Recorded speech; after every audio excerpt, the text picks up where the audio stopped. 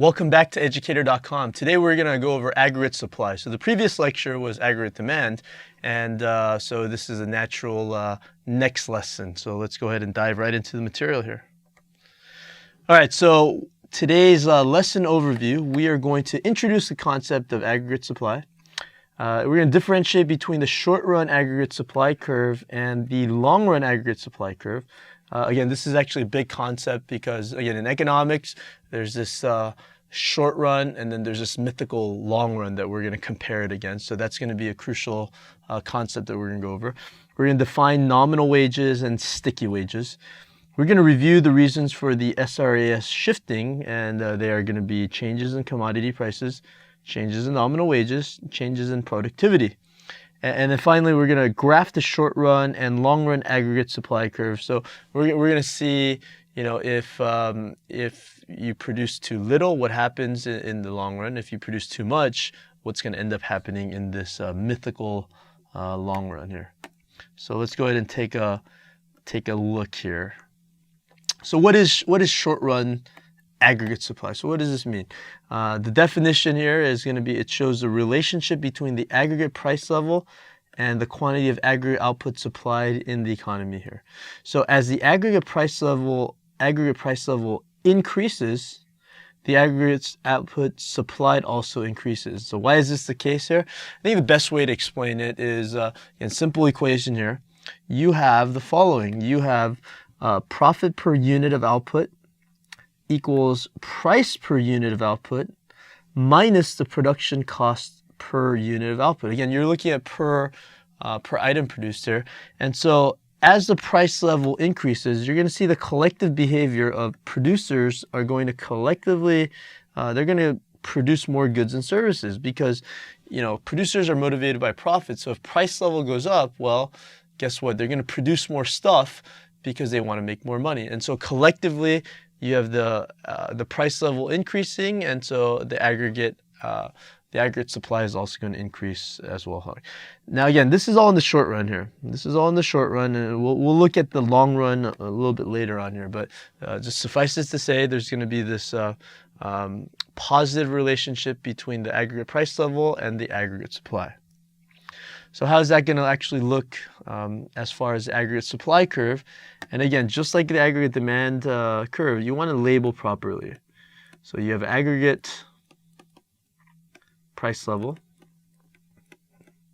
on the y-axis here, and you're going to have y or real R GDP here. You're going to have R GDP. So what you're going to have is the aggregate supply curve. So you have the AS here. So let's go ahead and take a look here. The labeling here, this is going to be Y1. And this is going to be PL1 here.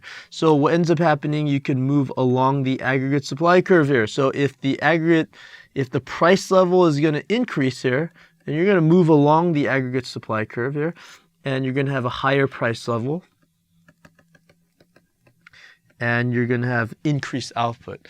And again, conversely, for whatever reason, if the price level is going to go down, then you have a decrease in the output level. This would be Y3 here. And the price level here is going down here. So again, there's a positive relationship between the price level and the real GDP. They go in basically the same direction. Nominal versus sticky wages. So what does that mean? How does that entail here?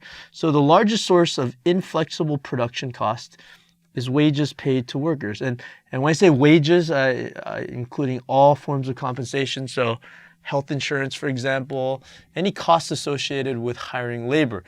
Again, that's going to be the biggest expense. You know, if a school district is wanting to cut on costs, you know, there's different things they can do in terms of maybe electricity, in terms of maintenance, but really the biggest cost of a school district is the wages that it's going to pay to its teachers. So this is kind of an inflexible production cost. So once you raise the wages of a group of workers, it's going to be very difficult to lower it, regardless of what the state is in the economy. And again, multiply that out throughout the entire economy, and you have wages that are inflexible downward here. So typically, wages paid to workers are paid as nominal wages and not real wages. So maybe you have a very modern contract that the wages will increase or decrease as a result of inflation.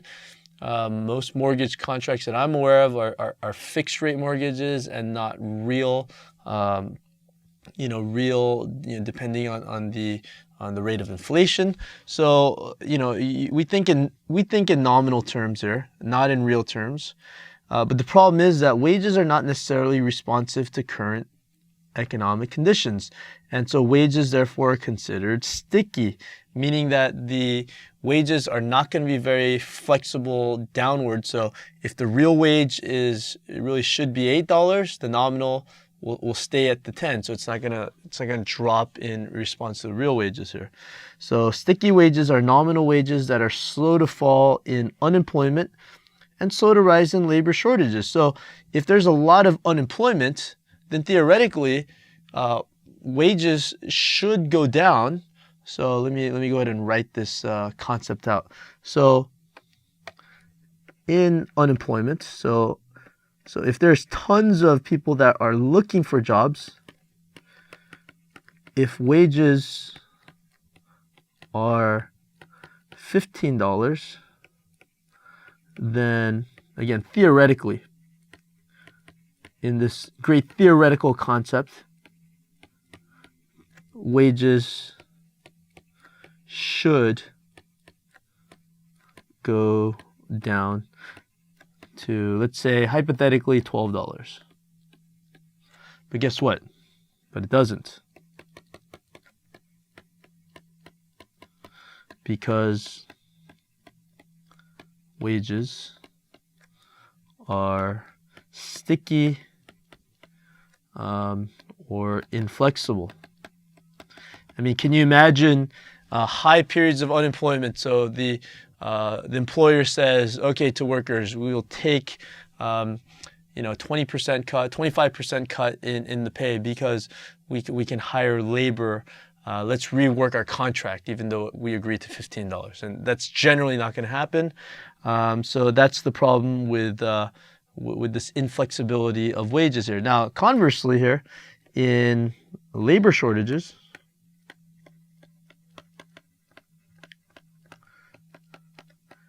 if wages are $15, then again, I'm going to throw in the word theoretically. Wages should increase, and I'm going to create a hypothetical number to $20 an hour. But it doesn't, because sticky here. Now, it actually could here. So if wages are 15, and if you're locked into a contract as a worker, let's say you're bound to that wage, then maybe it is. But it is possible. What can workers do if workers refuse to raise to $20? Well, then, if I was working at $15 an hour and I saw a better opportunity to make $20 an hour, I could make the jump. So wages aren't necessarily sticky going upwards. I mean, there's an aspect where it is, but definitely they're more sticky or inflexible downward. Yeah. So they are slow to rise in labor shortages, but they're probably slower to fall. And so again, we're delving into a little bit more of the psychology of economics, but there's this idea that in the short run, things don't really adjust. And that's really the point. When you're dealing in the short run, you're having to deal with real people, and real people, sometimes it takes time for them to adjust to this mythical long run equilibrium. Okay. So we'll go ahead and look at shifts in the demand curve. So just like the aggregate demand curve can shift to the right or to the left because of changes in expectations, changes in wealth, changes in existing stock of physical capital, or changes in monetary and fiscal policy, there are three primary reasons why the aggregate supply curve, or the short run aggregate supply curve, will shift here. One is the changes in commodity prices. Two might be changes in nominal wages, and three could be changes in productivity. So you have reason 1, 2, and 3 right here. 1, 2, and 3. So changes in commodity prices. What is changes in commodity prices? So if there's an increase in the price of oil, that will raise production costs and it will shift the aggregate supply curve to the left. So this would be like a supply shock to the economy, so to speak here. Conversely, if there's a decrease in the price of oil, that lowers production costs and therefore shifts the aggregate supply curve to the right. There's more opportunity for profit, so aggregate supply shifts to the right. If there's a fall in changes in nominal wages, if there's a fall in nominal wages, that's going to shift the aggregate supply curve to the right. I mean, really, it's really restating changes in commodity prices, except instead of a commodity, it's labor. It's a cost of production, right? And so you're paying somebody less money, so the aggregate supply curve is going to shift to the right here. Now, the opposite situation, I think, should be fairly intuitive here. If there's an increase in the money paid to workers or a cost of living increase, then there's going to be a shift of the aggregate supply curve to the left, and so therefore the price level is going to go up and the aggregate output is going to decrease here.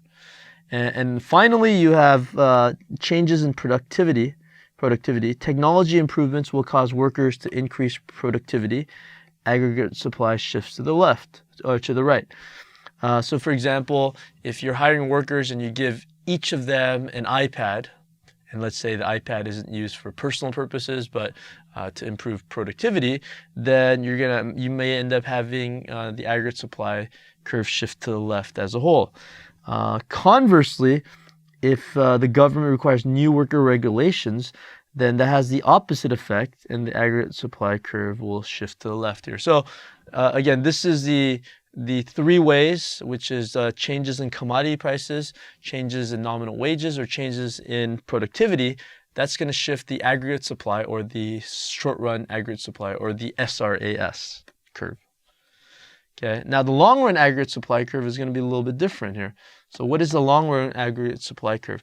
So this shows the relationship between the aggregate price level and the quantity of aggregate output supplied that would exist if all prices, including nominal wages, were fully flexible here. So the potential output is the level of real GDP the economy would produce if all prices, including nominal wages, adjusted properly here. So we're gonna go look at it on a bigger graph here, but I'll just sketch out a graph right here. So if this is the aggregate, price level, and this is the RGDP,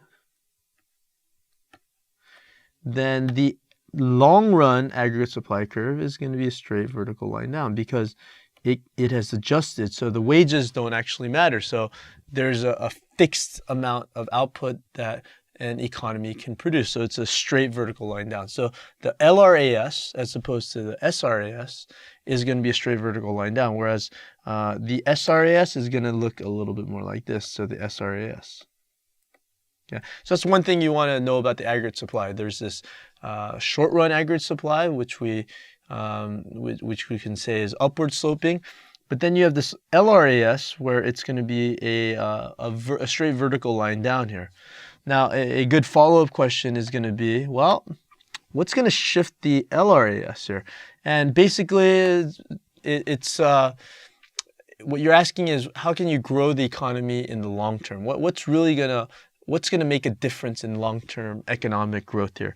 And a couple reasons that could shift the LRAS would be increase in resources, either land, labor, or capital. So any of these three injections into the economy through land, labor, capital, or even entrepreneurship, that's going to shift the aggregate supply curve, the long-run aggregate supply curve to the right. Maybe not adding more land, labor, and capital, but let's say there's increases in the quality of resources. So for example, let's say you have a more educated workforce that they just get a better education as a result of going to college, increased rate of college, trade schools, that's going to shift the LRAS as well. Or, more generally, if there's going to be technological progress here. So these are reasons why the long run aggregate supply curve will either shift to the right or shift to the left. All right, so example number 1, if the aggregate output exceeded potential output, what would happen to the SRAS? What would happen to wages here? So let's again put the right labeling here. So this is the aggregate price level.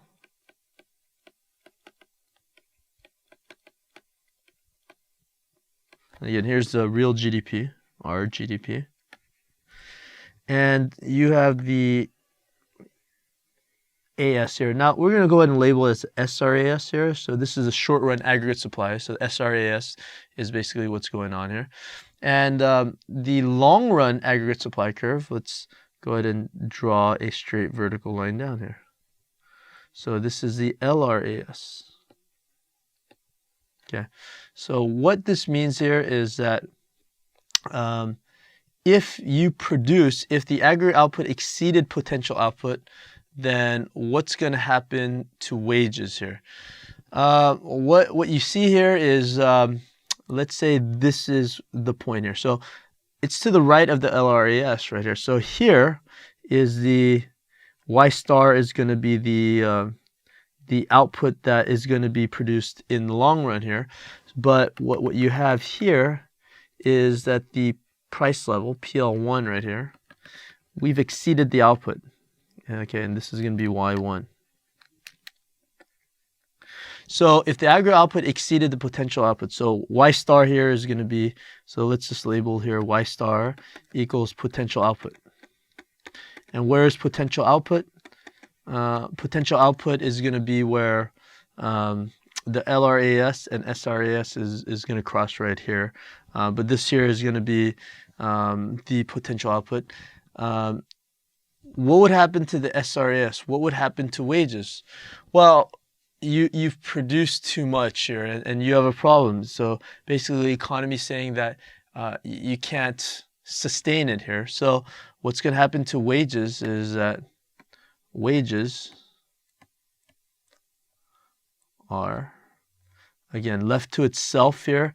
What's going to end up happening? Wages are going to increase.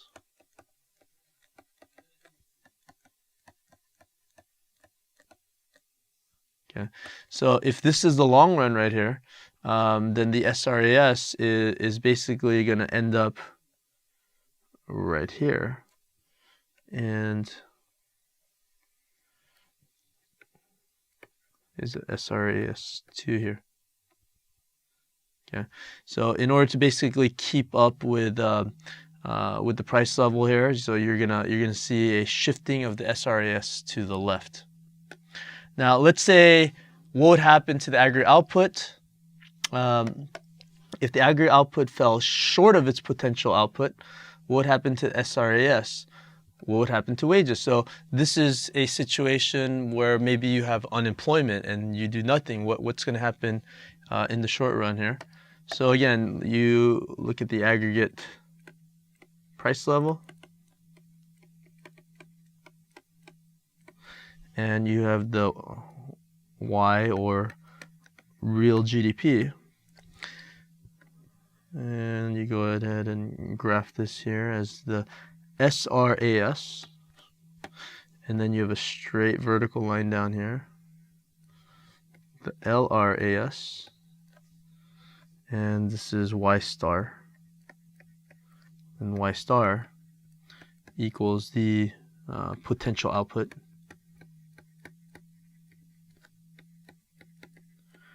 So if the aggregate output fell short of the potential output, so where are we going to look right here? So let's say Y1 right here, and this is PL. What's basically going to happen is that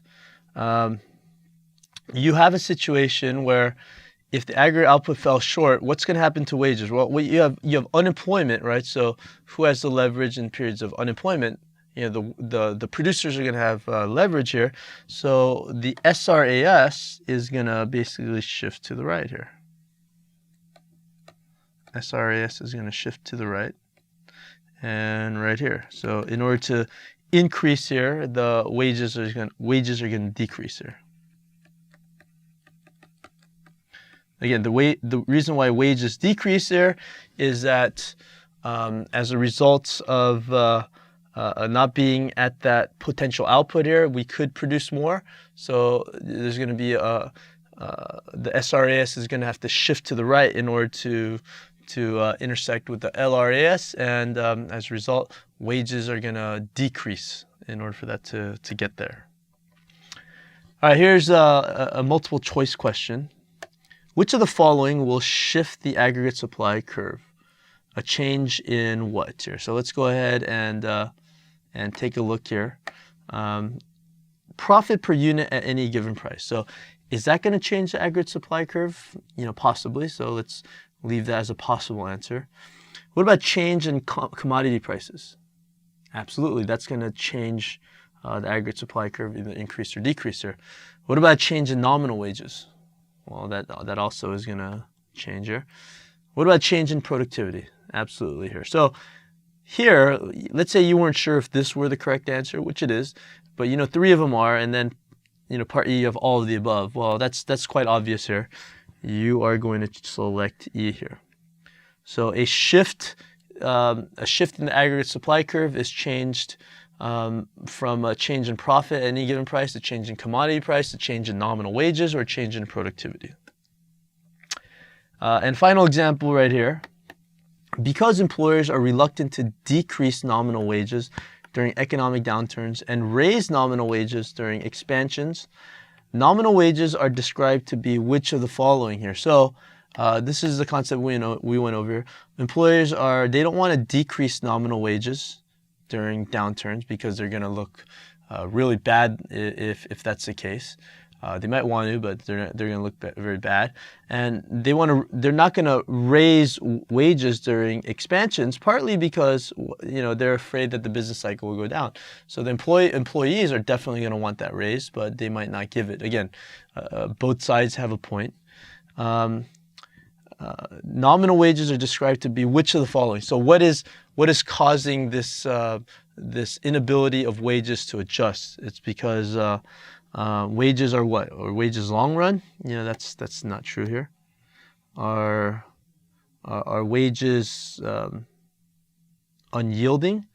Again, this is possible here. So let's go ahead and put a mark here, unyielding here. Are wages flexible? No, they're inflexible, so that's incorrect. Are wages sticky? And that appears to be the answer, so let's go ahead and look at this here as a possible answer. Wages awesome. Wages are definitely awesome, but that's not why wages are reluctant to shift one way or the other. So unyielding or sticky. You know what? This might be a case where you're not sure, but unyielding, kind of means something similar. So, but sticky is generally given to be the term that is described to be what's going on when it refuses to budge here. So, technically that's a synonym for unyielding here. So this might be a poor answer choice because that sounds somewhat correct here. But we'll go ahead and go with the sticky answer here. Okay, so again, you might not see this on the multiple choice tests of the AP exam because B and D are somewhat similar, but it's good practice to kind of eliminate the ones that are absolutely untrue and leave the remaining possible choices. Thank you for watching educator.com.